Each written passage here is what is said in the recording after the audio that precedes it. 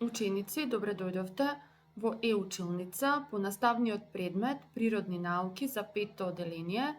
Јас сум професор по хемија Лилијана Трајкова од Општинското основно училиште Ацо Шопов, Општина Бутел, Скопје. Денес ќе зборуваме за испарување. Ученикот треба да знае дека испарувањето е една од промените на агрегатната состојба на супстанците, да објаснува дека со испарување супстанцата од течна агрегатна состојба се претвора во гасовита и да ги разликува карактеристиките на течните и гасовитите супстанци. Да се потсетиме на некои карактеристики на цврстите, течните и гасовитите супстанци. Насекаде околу нас не обкружуваат супстанци во различна агрегатна состојба, односно цврста, течна и гасовита. Зошто цврстите супстанци имаат постојана форма и постојан волумен? Бидејќи нивните честички не се движат, се доближени едни до други и само треперат околу својата местоположба.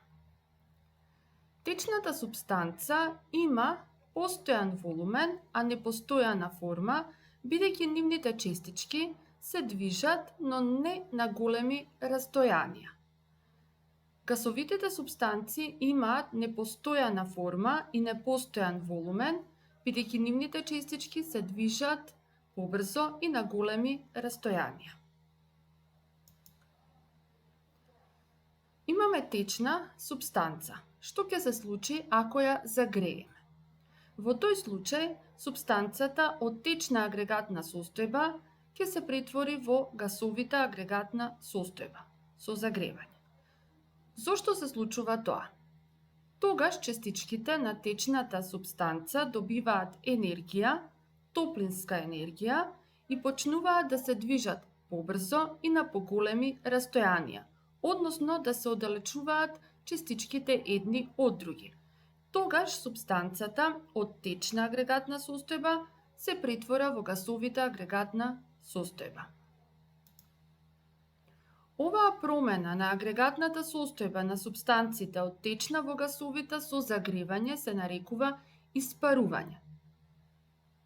Испарувањето на течноста, односно на супстанцата во течна агрегатна состојба, се случува со загревање под влијание на топлинска енергија, значи тоа да го врши човекот, или може да се случува и се случува постојано во природата под влијание на сончевата енергија, сончевата топлина.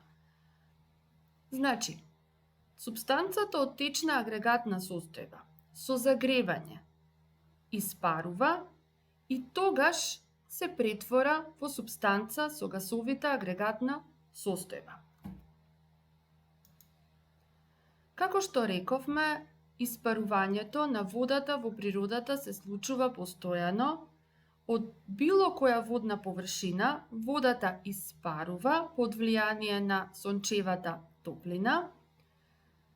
Тогаш водата од течна агрегатна состојба се претвора во гасовита агрегатна состојба. Водата во гасовита агрегатна состојба се нарекува водна пареа или водна пара и од водната пареа всушност се формираат облаците. Ова испарување секојдневно се случува во природата. Ви благодарам на вниманието.